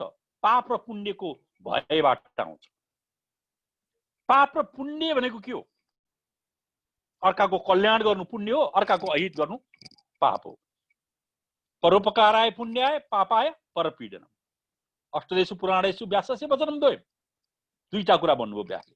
त्यो पाप र पुण्यको बारेमा पनि म थोरै, त्यसैबाट नैतिकताको प्रवर्धन हुन्छ, सुसंस्कृत हुन्छ मान्छे, अर्काको हित चाहँदैन, आफ्नो हितसँग अरूको हित पनि देख्छ, अरूको हितसँग आफ्नो हित पनि सक्छ। त्यस भावले उसले समर्पण जब गर्छ देश बन्छ। देश बन्छ, इकोनोमिक बनिसकेपछि अहिले कहिलेकाहीँ मलाई मेरो मनमा आउँछ, हेर्नुहोस् पश्चिमाहरूले कस्तो पद्धति विकास गरेछन् भने अहिले विशेष गरेर संसारमा नमुना देशहरू छन्। आइसल्यान्ड अहिले देखाउनु भयो, तपाईँको आयरल्यान्ड देखो होला, स्क्यान्डिनेभियन कन्ट्रीहरू छन्। यिनीहरूले के गरे भन्दाखेरि धनी जति पनि हुन पाइने त्यहाँ ट्याक्स चाहिँ तिर, तर गरिब हुन नपाइने। हाम्रो देशमा आज कस्तो छ भन्दाखेरि धनी हुन पाइँदैन। यो धनी, यो सामन्त, गरिब चाहिँ जति भए नि हुन्छ। गरिब हुनलाई यहाँ कुनै छैन, राज्यलाई त्यसमा चिन्ता छैन। चिन्ता केमा छ भने धनी त्यो गरेर खाने भन्ने टाइपको चाहिँ हाम्रो देश हो। त्यसकारण उनीहरूले के गरे भन्दाखेरि उद्योग धनी हुँदा नि के हुँदो रहेछ भने धनीहरूमा नि परस्परमा कम्पिटिसन हुँदो रहेछ। एउटा चाउचाउ फ्याक्ट्री थियो, मानुस् उसले 8वटा चाउचाउ फ्याक्ट्री लगायो। स्टेटको भए पनि त्यो 8वटा चाउचाउ फ्याक्ट्री हो, त्यसले दिने उत्पादनै हो। व्यक्तिको भए नि दिने उत्पादन हो। व्यक्तिले खाने त बिहान बेलुका 2 छाको 4 छाक खाला हैन, लन्च डिनर के हो अलि खाला, त्यति मात्रै हो, त्योभन्दा बढी होइन। त ह्युमन चाहिँ मान्छेलाई असीमित महत्त्वाकांक्षा, असीमित सामर्थ्य दिएको रहेछ ईश्वरले। त्यो सामर्थ्यलाई परिचालन गर्न, उसको महत्त्वाकांक्षालाई त्यो अर्कासँग कम्पिटिसन क्रिएट गर्यो भने मान्छेले बढी मेहनत गर्दछ विकास हुँदो रहेछ भन्ने देखिएको छ। त्यसकारण हामीले विकास गर्ने सन्दर्भमा यसलाई पनि हामीले हेर्नुपर्ने हुन्छ।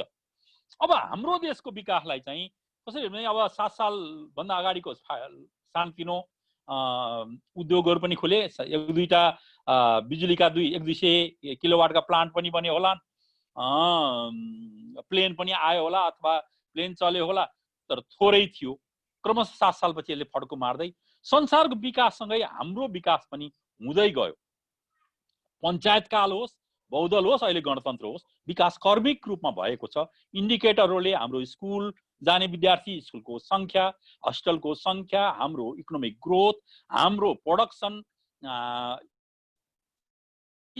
सबै डाइमेन्सनबाट होइन, इकोनोमिक सर्भिस सेक्टरलाई सबैलाई चाहिँ काउन्ट गर्दाखेरि हाम्रो पनि ग्रोथ चाहिँ देखिन्छ। तर पनि हामीले अब हेर्दाखेरि के त हाम्रो देशमै काम गर्न नसकेर नपाएर अर्काको देशमा जानु परिरहेको अवस्था छ। त्यसकारण हामीले त विकास भएको छैन। त्यहीँबाट फेरि अर्को डाइमेन्सन हेर्दा हामी विकासमा छैनौँ। हामीले कम्पेरिजन गर्दा हाम्रो पर क्यापिटा इन्कम कमजोर छ, हाम्रो ह्युमन डेभलपमेन्ट इन्डेक्स कमजोर छ। यी सबैका कारणले हाम्रो विकास भएको छैन भन्ने चाहिँ हेरिन्छ, देखिएको छ। यी सबैको मूल कारण मैले चाहिँ कस्तो देख्छु भन्दाखेरि पञ्चायत होस्, बहुदल आओस्, गणतन्त्र आओस्, विकासमा खासै फड्को हामीले मारेनौँ। प्राकृतिक रूपमा संसारको आएको आबहावा, संसारमा मोबाइल आयो, हाम्रो घर आउने मोबाइल आयो, मोबाइल हाम्रो घर घरमा आयो, हाम्रो हात हातमा आयो। अब यसरी आएका विकास, प्राकृतिक रूपमा आएको विकास बाहेक हामीले एक्स्ट्रा एफोर्ट गरेर हाम्रो गभर्नेन्सले, हाम्रो ब्युरोक्रेसीले, हाम्रो सोसाइटीले, हाम्रा जनताले सबैले मेहनत गरेर फड्को मारेको अवस्था चाहिँ छैन। यो नहुनुको मूल कारण मैले चाहिँ 3वटा कारण भन्ने गरेको छु। एउटा, पोलिटिक्सले देशलाई ओन गरेन, ओन नगरेको हुनाले त्यसले चाहिँ जनतालाई विश्वासमा लिनै सकेन र आम जनतालाई परिचालन गर्न सकेन। मैले अघि नै भने कोरियाले चाहिँ पाक युनले पनि कसरी जनता परिचालन गरे, कसरी ली कुआन यूले परिचालन गरे भनेर उदाहरण दिए। हाम्रो देशको पोलिटिक्सले त्यो गरेन। पोलिटिक्स हाम्रो जहिले पनि करप्ट भयो। करप्सन पञ्चायत कालमा थियो, त्यो बहुदल आएपछि डबल भयो, गणतन्त्र आएपछि चौबल भयो, अझ पछि के आउने हो अझ बढ्दै जाला जस्तो। आजभन्दा यो वर्षभन्दा अर्को वर्ष सदाकाल करप्सन बढ्दो क्रममा गयो। त्यसलाई नियन्त्रण गर्ने इच्छा, शक्ति र सामर्थ्य नेपालको गभर्नेन्सले दिन सकेन। त्यो नदिनको कारण इमानदारिताको अभाव हो, नैतिकताको अभाव हो, इमानदारिताको अभाव हो। त्यो इमानदारिता र त्यो नैतिकताको खडी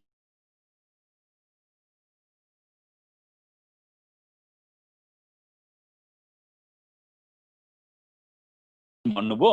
नेपालको अहिलेको करप्सनको पैसा सबै विदेश छ।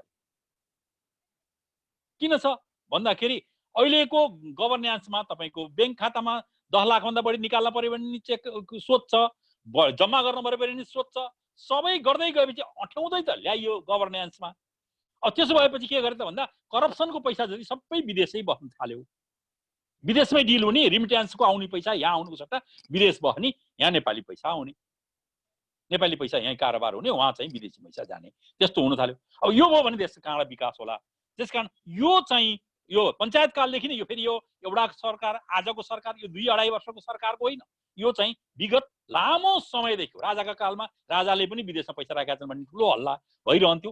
यो चाहिँ निरन्तर रहिरह्यो, जहाँ इमानदारिताको अभाव रह्यो, आम जनतालाई विश्वासमा राख्ने कुराको अभाव भयो, यो देशको रिसोर्स परिचालन गर्ने कुराको अभाव भयो।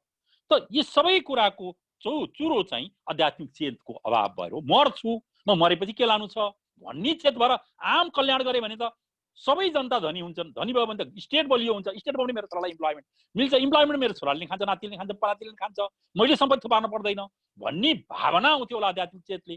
त्यो आएन। त्यसले त्यहाँदेखि यो सन्दर्भमा हेर्दाखेरि हाम्रो देशको स्कोप के हो त? स्कोप के हो? के गर्न सक्छौँ? अहिले संसारमा तपाईँको कैयन देशमा सर्भिस सेक्टर सबभन्दा बलियो छ। सर्भिस सेक्टरले नै धेरै इम्प्लोइमेन्ट दिन्छ। हाम्रो देशमा पनि सर्भिस सेक्टरको ठुलो स्कोप छ। त्यसकारण मैले चाहिँ हाम्रो देशको विकासको सम्भावना 4वटा। एउटा एग्रिकल्चर, एग्रिकल्चरमा चाहिँ तपाईँको हर्टिकल्चर छ। अहिले नयाँ नयाँ कुराहरू तपाईँले सुनिरहनु होला। तपाईँको सिउँडी फल भनेर ड्रागन फ्रुट गर्दाखेरि चाहिँ 1 रोपनीमै 5 लाख रुपियाँ आम्दानी हुने जस्तो हिसाब देखाइरहेछ। हामी 5 रुपियाँ धान फलाउन गाह्रो भइरहेको ठाउँमा होइन। अब तपाईँको यदा कदा हिउँ पर्ने पहाडमा तपाईँको लोड सल्लाह हुन्छ, लोड सल्लाह पेलेर बनाउँदा क्यान्सरको केमोथेरापीको औषधि बनाउँदा 1 किलोको 7 लाख, 1 किलोको 3 करोड, 7 लाख होइन 3 करोड। 1 किलो केमोथेरापीको तपाईँ हामीले अहिले हाम्रो नेपालमा नै त्यो प्रयोग भइरहेको छ। त्यसलाई हामीले प्रशोधन गर्यौँ भने जडीबुटीमा पनि हाम्रो ठुलो स्कोप छ, एग्रिकल्चरमा पनि हाम्रो स्कोप छ। म ऊर्जा सचिव भएको हेर्नुहोस्, हाइड्रो पावरमा त यति ठुलो स्कोप छ। माथितिर ड्याम बनाएर तलमा अल वेदर इरिगेसन गर्ने हो भने तराईमा हाम्रो प्रोडक्सन क्वाड्रपल हुन्छ, 4 गुणा बढ्छ एग्रिकल्चरमा। त्यो भने हामीलाई खान अहिले सारा कुरा इन्डियाबाट आउनु परेको छ, हामीले यो देशभित्रै खानेकुरा पुर्याउन सक्छौँ। र चौथो चाहिँ hydro power, agriculture, non timber forest product र अनि टुरिज्म छ एउटा हाम्रो। यो सबै यिनैबाट हाम्रो क्रमशः विकास हुन्छ। त्यसका लागि हामीले गर्न सकेको कुरा भनेको इमानदार प्रयास गर्न सकेको। अब हुँदा हुँदा कस्तो भने एजुकेसन सिस्टममा यस्तो भयो कि मान्छेलाई नैतिकता नै पढाउन छोडियो। म शिक्षा सचिव हुँदाखेरि यसमा चाहिँ निकै ठुलो मेहनत गरेँ, तर यस्तो खालको कि छोटो अवधिमा सचिव भएर जान्छ। र नेपालको सचिव चाहिँ हाम्रो युवराज सरले भन्नुहोला, सचिव भएको धेरै साथीहरू हुनुहुन्छ, मैले चाहिँ खुला रूपमा भन्ने गर्थेँ ब्युरोक्रेसीमा हुँदा, हामी त हरुवा चरुवा हो। त्यहाँ जमिनदारहरू छन्, जमिनदारले चाहिन्जेल त्यो मन्त्रालयमा बस्न पाइन्छ, नचाहिँदा आदिन त्यहाँबाट सरुवा हुनुपर्छ, जमिनदारहरू छन् त्यहाँ। अब जमिनदारको हरुवा चरुवाहरू बस्ने मान्छेले जमिनदारलाई जित्नै सक्दैन, त्यसले लिडै गर्न सक्दैन। त्यस्तो चाहिँ ब्युरोक्रेसीको विडम्बना छ। फेरि पोलिटिक्सले हेर्दा यो ब्युरोक्रेसीले कामै गर्न दिएन भन्छ, त्यो पनि केही मात्रामा सत्य छ। किनभने त्यहाँ दुईटैको इमानदारिता छैन। इमानदारिता नभएपछि सबै करप्सनमा तलमाथि छन्। करप्सनमा तलमाथि हुने बित्तिकै न पोलिटिक्सले ब्युरोक्रेसीलाई विश्वास गर्दैन, ब्युरोक्रेसीले पोलिटिक्सलाई विश्वास गर्दैन, अनि त्यहाँ तालमेल हुँदैन, विकास हुँदैन। यस्तो समस्या चाहिँ छ। त्यसैले यी 4वटा सेक्टरबाट हाम्रो आर्थिक विकास गर्न सकिन्छ भन्ने लाग्छ। र आध्यात्मिक चेतमा प्रवेश गर्दाखेरि पहिलो फन्डामेन्टल कुरा के भन्दाखेरि अध्यात्म भनेकै म को हुँ हो, यो सृष्टि के हो, यो कहाँबाट आयो, म मरेपछि रहन्छु कि रहन्न, मेरो चेतना रहन्छ कि रहँदैन, म कहाँ जान्छु, मैले गर्नुपर्ने के हो, मैले नगर्नुपर्ने के हो, यो सबैको साङ्गोपाङ्गो खोजी नै अध्यात्म हो। अध्यात्मको परिभाषा गर्दाखेरि मैले त्यति नै छोटो परिभाषा त्यति नै गर्दछु। र त्यो अध्यात्मको चाहिँ चुरो चाहिँ अलिकति अब यसलाई मैले चाहिँ यो इमानदारितासँग यसलाई जोड्दाखेरि थोरै यसो सृष्टि के हो र सृष्टिमा मान्छे इमानदार र के अरे ऊ भयो भने कसरी चाहिँ उसले सुख पाउँछ भन्ने बारेमा चाहिँ अलिकति त्यसलाई चाहिँ मैले खोतलेर हेर्दाखेरि चाहिँ के देखेको छु भन्दाखेरि जब सृष्टि भयो, once the God created this universe, universe create गरेपछि त्यसमा महत्त्वको सिर्जना भएको छ। महत्त्वमा सूत्रहरू छन्। सूत्रहरू, यो सृष्टि सम्पूर्ण रूपमा भौतिक सृष्टि पूर्णतः साइन्समा आधारित छ। त्यहाँ सूत्रहरू छन्, कोडहरू छन्, त्यो कोडको आधारमा बनेको छ। एभ्रिथिङ H2O, सबै पदार्थहरू चाहिँ सबै तिनको निर्माणको सिद्धान्तहरू त्यहाँ महत्त्वबाट अनि अब गुणहरू छेप हुँदै आयो, गुण आयो, अनि पदार्थ आउँदै आउँदै आउँदै आउँदै आएर यो सृष्टि आयो। त सृष्टि सञ्चालन गरिसकेपछि सृष्टि सञ्चालनको सूत्रहरू भगवानले सिर्जना गर्नु। त्यसलाई मैले के भन्ने गरेको छु भन्दाखेरि त्यो सूत्रहरूलाई चाहिँ अहिलेको इन्टरनेट जस्तो कर्म बन्धनमा आधारित सूत्र बनाउनु पर्यो। त्यहाँ इन्टरनेटले जस्तो प्रोग्रामिङ गर्छ एभ्रिथिङ। त्यो प्रोग्रामिङ गर्दा कसरी हुन्छ भन्दा तपाईले गर्ने यावत कर्महरूलाई नेपालको बृहत शब्दकोश जस्तो, अक्सफोर्ड डिक्सनरी जस्तो प्रत्येक कर्मलाई चाहिँ कोडिफाई गरिएको छ। तपाईले गर्न सक्ने कर्म कति छन्? थुक्न सक्नुहुन्छ अर्कालाई, एउटा कर्म भयो। अर्कालाई पिट्न सक्नुहुन्छ, अर्को कर्म हो। अर्कालाई माया गरेर खाना दिन सक्नुहुन्छ, अर्को कर्म हो। कपडा दिन सक्नुहुन्छ, अर्को कर्म हो। यस्ता कर्महरू जति पनि कर्म गर्न सक्छ मान्छेले, ती अरब छन् भने अरबलाई कोडिफाई गरेको छ ईश्वरले। जब तपाईँ जन्मनुहुन्छ तपाईँ कर्ममा बाँधिनुहुन्छ, कर्मको सिद्धान्तमा बाँधिनुहुन्छ। भगवान कृष्णले जब सुदामा भगवानको घर जानुभयो, उहाँ आमा श्रीमतीले चाहिँ सम्पत्ति लिनका लागि पठाएको थाहा भयो। उहाँले हेर्नुभयो सुदामाको भाग्यमा सम्पत्ति छैन, उहाँको कर्मले त्यो प्रारब्धले सम्पत्ति दिँदैन, म कसरी सम्पत्ति दिउँ यिनलाई चिन्ता भयो। भगवानलाई पनि त्यो कर्मबाट आउने प्रारब्ध परिवर्तन गर्ने हक छैन। त्यस्तो किनभने जसरी राष्ट्रपतिलाई संविधान बदल्ने, संविधान परिवर्तन गर्ने हक छैन, त्यो विधि र प्रक्रियाले मात्रै बदल्न पाउँछ। त्यहाँ चाहिँ राष्ट्रपति होस् कि प्रधानमन्त्री होस् कि साधारण होस् कि मन्त्री होस् कि जोसुकै होस्, मान्छे मार्यो भने एउटै सजाय हुन्छ। त्यस्तै सजाय भगवानको विधानमा पनि छ। भगवानको विधानमा पनि त्यही सजाय छ। त्यही अन्तर्गत कर्महरूलाई कोडिफाई गरिएको छ र ती सबै कर्मको फल छ। तपाईले के गर्यो भने धुपी हुन्छ, के गर्यो भने क्यान्सर हुन्छ, के गर्यो भने तपाईँ धनी हुनुहुन्छ अर्को जन्ममा, के गर्यो भने तपाईँ गरिब हुनुहुन्छ, के गर्यो भने तपाईँको अल्पायु हुन्छ, के गर्यो भने तपाईँ दुर्घटनामा पर्नुहुन्छ, यावत कर्महरू कोडिफाई छ। हामीले बुझ्नुपर्ने महत्त्वपूर्ण कुरा के छ भने पहिले हामी चाहिँ शरीर होइनौँ है, शरीर होइन। है युवराज सरले भन्नुभएको छ हाम्रो भित्र, उहाँले दुईटा शरीर भन्नुभयो, आत्मा पनि छ तेस्रो, जलको बलले यो शरीरहरू तिनटै शरीरले काम गर्छ। आत्मा, त्यो आत्मालाई जब इगो एन्ड डिजायरले कभर अप गर्छ अनि हामी जीवात्मा भन्छौँ। जीवात्माको तिनटा शरीर छ, कारण शरीर, सूक्ष्म शरीर र स्थूल शरीर। हामी मर्छौँ, कारण र सूक्ष्म शरीर कन्टिन्यू गर्छ, त्यसकारण हामी मर्दैनौँ। भगवान कृष्णले गीतामा भन्नुभयो न आगोले पोल्छ न हावाले सोच्छ, त्यो त कन्टिन्यू गर्छ, कन्टिन्यू गर्छ। त्यसकारण अब चाहिँ कर्मबन्धनमा आधारित भएर हामीले गरेका यावत कर्महरू त्यहाँ कोडिफाई भएको छन्। ती कर्महरू दुईटा छन्, असल र खराब। असल कर्महरू पुण्य हुन् र खराब कर्महरू पाप हुन्। अघि नै मैले निवेदन भनिसकेँ, असल कर्मलाई र खराब कर्मलाई परोपकारायम पुण्यायम पापायाम परपीडनम। अब मैले काम कुनै गरेँ भने पाप गरेँ कि पुण्य गरेँ भनेर अरू कसैले बोल्नै पर्दैन, मेरो ब्रह्मले बोल्छ। आँखा चिम्लेर यसो सोच्नुहोस्, मैले यो कामले परोपकार गरेँ कि मेरो आफ्नो मात्रै उपकार गरेर अर्काको अहित गरेँ। मैले मेरो हित गरेर अर्काको अहित गरेँ भने त्यहाँ पाप आयो। मैले अर्काको हित गरेर मेरो अहित गरेँ भने त्यहाँ पुण्य आयो। मेरो पनि हित नगरिकन अहित नगरिकन अर्काको हित गरेँ भने नि पुण्य आयो। मेरो अहित नगरिकन हित नगरिकन अर्कालाई पुण्य पाप गरेँ भने पनि पाप आयो। यसरी पाप र पुण्य त्यो कोडिफाई हुन्छ। त्यसमा ती कोडिफाई हुँदाखेरि त्यहाँ तीनवटा कर्म सिर्जना हुन्छ। कर्म एउटा हो, कर्मबाट आएको हो, तर त्यसलाई तीनवटामा त्यो कालले, कालको छेपकले, कालको उसले विक्षेपले भन्ने कि काललाई विभाजन गर्दाखेरि चाहिँ तीनटा कर्म छ। एउटा सञ्चित कर्म, एउटा प्रारब्ध कर्म, एउटा क्रियामान कर्म। सञ्चित कर्म योभन्दा हजारौं जन्म तिनीहरू, जसरी हाम्रो अहिले पेन ड्राइभ छ नि, त्यस्तै पेन ड्राइभमा ईश्वरले हाम्रो स्पाइनल कर्डका चक्रहरूमा उसले चिप्स राखे जस्तो गरेर, मोबाइलमा चिप्स छ, अर्को उसको सर्भरसँग कनेक्ट हुन्छ नि हाम्रो मोबाइलको, त्यसरी नै कनेक्ट हुने चाहिँ चिप्सहरू राखेको छ हाम्रो शरीरमा ईश्वर। त्यसलाई हामीले चाहिँ चित्रगुप्त छ भने भन्ने गरेको चित्रगुप्तसँग त्यसको कनेक्सन छ। वन्स हामी शरीर छोड्ने बित्तिकै त्यसले चाहिँ त्यो चिप्स खोलेर देखाउँछ, तैँले पाप गरिस् पुण्य गरिस्। कोही होइन, हाम्रो कर्मको जिम्मेवार हामी छौँ। हामीलाई ईश्वरले धनी गरिब पापी पुण्यात्मा बनाउँदैन, हामी आफै बन्छौँ। ऊ निरपेक्ष छ, नियममा हो। अब मैले पुण्य गरेँ, पुण्य पाएँ। अब कानेर चाहिँ गऱ्यौँ, हामीले पुण्य गऱ्यौँ भने हामी सात्विक कर्महरू बढाउँदै लग्यौँ भने हामी इमान्दार भन्छौँ। अर्को जन्ममा पनि इमान्दार हुन्छ। हामीलाई गलत कर्म गर्न मन नलाग्ने हुन्छ, हामी हुन्छौँ। पापतिर हाम्रो ओरिएन्टेसन छ, किनभने त्यसैले नै हामीलाई टिओआर दिन्छ। त्यस कारण इमान आध्यात्मिक चेतको चाहिँ त्यहाँ ठुलो महत्त्वको कुरा गरिरहेको छ। ह्युमन क्वालिटी के आउँछ भन्दाखेरि त्यही आध्यात्मिक चेतबाट आउँछ। आध्यात्मिक चेतले असल कर्म गर्न प्रेरित गर्छ र असल कर्मबाट इमान्दार मान्छेहरू जन्मन्छन्, सात्विक मान्छेहरू जन्मन्छन् र तिनले जब लिड गर्छन् देश परिवर्तन हुन्छ, विकास हुन्छ, यो देश निर्माण हुन्छ।